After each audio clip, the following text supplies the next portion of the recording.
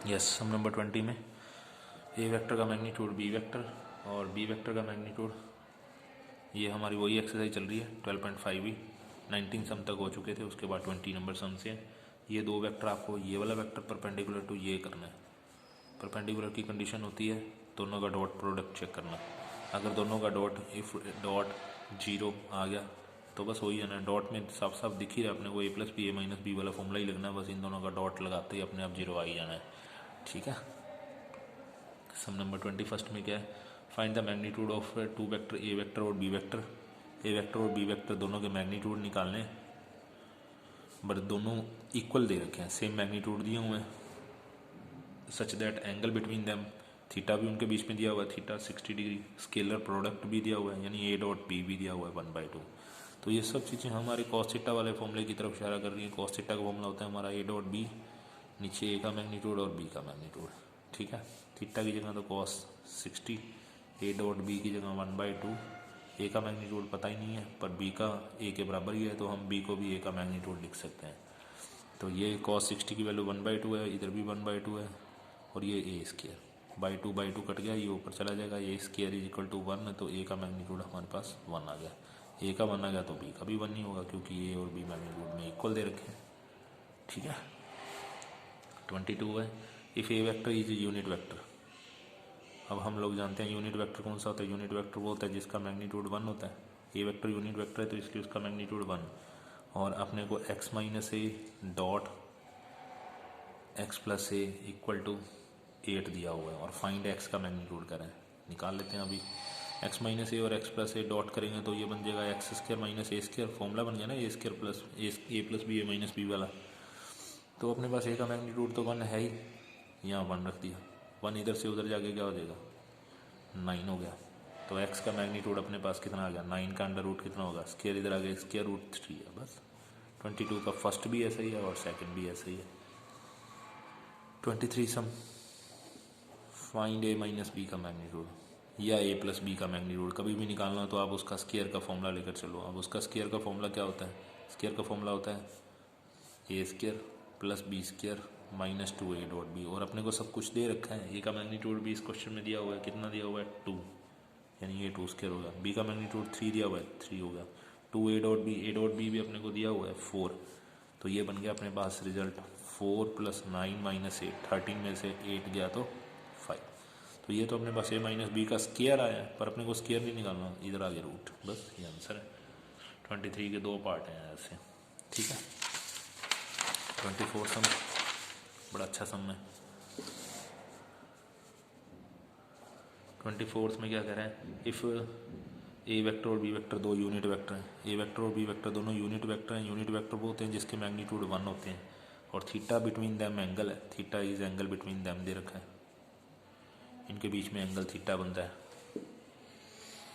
यानी कि जब आप एंगल का फॉर्मूला लेकर चलेंगे cos theta is equal to A dot B, बस वहाँ थीटा की जगह थीटा ही लिखना था, नीचे ए का मैग्नीट्यूड और बी का मैग्नीट्यूड। ए और बी के मैग्नीट्यूड तो 1 ही है, यानी कि हमारे पास ए डॉट बी की वैल्यू आ गई कितनी, कॉस थीटा।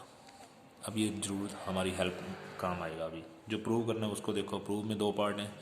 पहला पार्ट है sine theta by 2 is equal to half A minus B का मैग्नीट्यूड। ए माइनस बी का मैग्नीट्यूड, तो फिर आपको ए माइनस बी का मैग्नीट्यूड का स्क्वायर लेकर चलना चाहिए। क्या होता है A square plus B square minus 2 A dot B. A का मैग्नीट्यूड 1 ही है, 1 स्क्वायर होगा। बी का मैग्नीट्यूड वो भी 1 है, 2 ए डॉट बी वो तो कॉस थीटा है, तो ये 1 और 1 2 हो गया, 2 - 2 कॉस थीटा। 2 कॉमन ले लिया, अंदर बच गया 1 माइनस कॉस थीटा। ये सब ए माइनस बी का स्क्वायर चल रहा है। ठीक है। और 1 माइनस कॉस का फॉर्मूला हम लोग कितनी बार कर चुके हैं। 1 माइनस कॉस का फॉर्मूला होता है 2 साइन स्क्वायर एंगल का हाफ। 2 × 2 4 हो गया, साइन स्क्वायर एंगल का हाफ। ए माइनस बी का स्क्वायर इधर आगे क्या हो जाएगा रूट, 4 का अंडर रूट 2 होगा, और साइन स्क्वायर का अंडर रूट स्क्वायर से स्क्वायर रूट कैंसिल होगा। तो ए माइनस बी का magnitude is equal to twice of sine theta by 2 हो जाएगा। और ये ट्वाइस को उठा के अगर यहाँ से डिवाइड में भेजे तो जो चीज़ आपको प्रूव करनी थी डायरेक्ट आ गई। ठीक है। और अगर यहाँ बीच में प्लस होगा तो यहाँ प्लस होगा, यहाँ प्लस होगा, प्लस होगा, प्लस होगा, प्लस हो तो 2 साइन स्क्वायर की बजाय 2 कॉस स्क्वायर होगा, तो वो दूसरा पार्ट हो जाएगा। ठीक है ना। 25th क्वेश्चन में क्या कह रहा है, if A vector makes equal angle with I cap, A vector जो है आई के साथ एंगल, जे के साथ एंगल और के के साथ एंगल इक्वल बनाता है, हमने वो थीटा मान लिया, ए का के के साथ, जे के साथ, ए का के के साथ, तीनों एंगल इक्वल है। अब ए वेक्टर कौन होता है, मान लो ए वेक्टर आपने सपोज कर लिया, ए वेक्टर एक्स आई वाई जे जेड के। अब इसका अगर आई के साथ डॉट करोगे तो एक्स आई वाई जे जेड के का अगर आप आई के साथ डॉट करोगे तो आई वाले से ही मल्टीप्लाई, यानी अकेला एक्स आएगा। और ए का मैग्नीट्यूड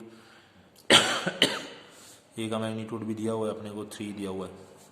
और आई का मैग्नीट्यूड तो हमेशा ही 1 होता है, जे का भी 1 होता है, के का भी 1 होता है। तो इससे हमारी एक्स की वैल्यू आ गई क्या, 3 cos थीटा। सिमिलरली यहाँ से दूसरे वाले से cos थीटा, ये वाई आएगा नीचे 3 × 1, यहाँ से हमारी वाई की वैल्यू आ जाएगी 3 cos थीटा। यहाँ तीसरा एंगल, बस इक्वल एंगल लिखे हुए, मेक्स इक्वल एंगल, कौन कौन सा एंगल ये नहीं लिखा हुआ था इसलिए थीटा ही पढ़ा रहने दिया। ए का के साथ करेंगे तो वो जेड आएगा 3 × 1, यहाँ से जेड भी आ गया 3 cos theta. X Y Z तीनों आ गए हैं, पर अपने को ये पता है क्योंकि ए का मैग्नीट्यूड 3 है, तो अगर इसका मैग्नीट्यूड निकालें तो मैग्नीट्यूड निकालने का फॉर्मूला यही होता है, x² y² z² = 3। अगर आप स्क्वेयरिंग बोथ साइड कर दिया तो अंडर रूट हट गया, एक्स वाई जेड की वैल्यू अपने पास पड़ी है वो डाल दें तो ये हो जाएगा 9 cos², ये भी हो जाएगा 9 cos², ये भी हो जाएगा 9 cos² = 9, यानी कि 27 cos² थीटा = 9, यानी cos² थीटा = 1/3 हो जाएगा, यानी cos थीटा = 1/√3 होगा, यानी कि थीटा = cos इनवर्स 1/√3। यही तो प्रूव करना था भाई, ठीक है ना।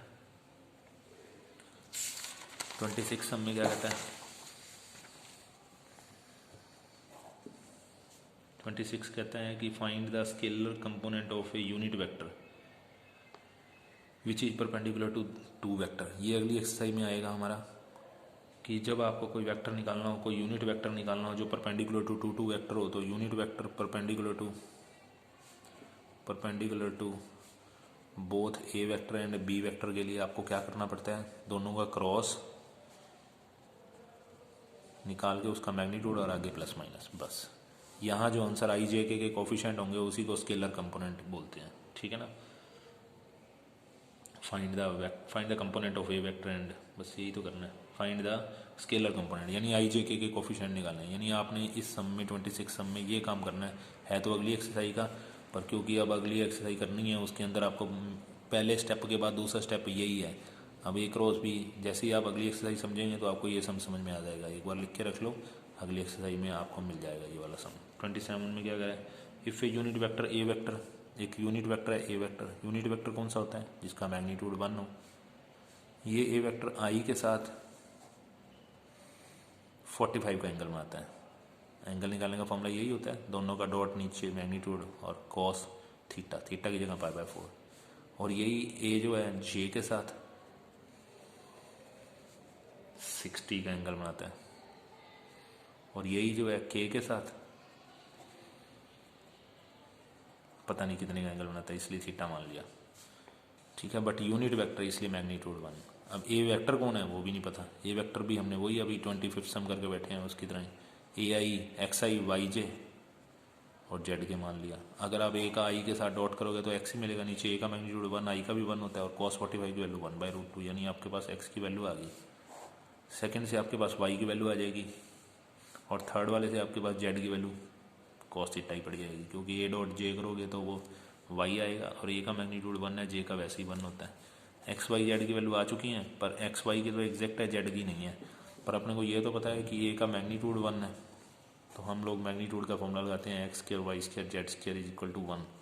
एक्स वाई जेड की वैल्यू आपके पास पड़ी है 1 स्क्वेयरिंग बोथ साइड कर दिया, अंडर रूट हट चुका है।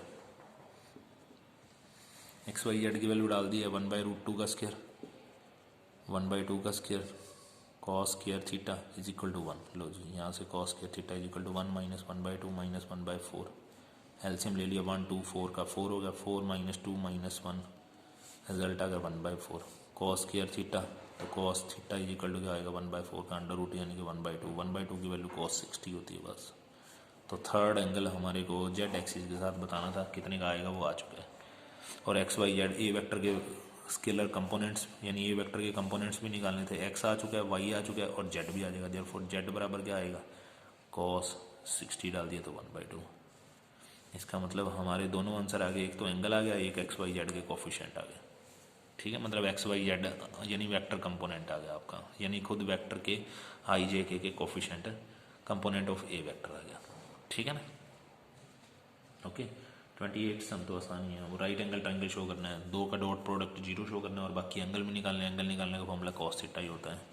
तो आप ए वेक्टर दे रखा है, बी वेक्टर दे रखा है, सी वेक्टर दे रखा है, कोई dot A dot B check कर लो, बी डॉट सी चेक कर लो, सी डॉट ए चेक कर लो, एनी वन इज 0 आएगा।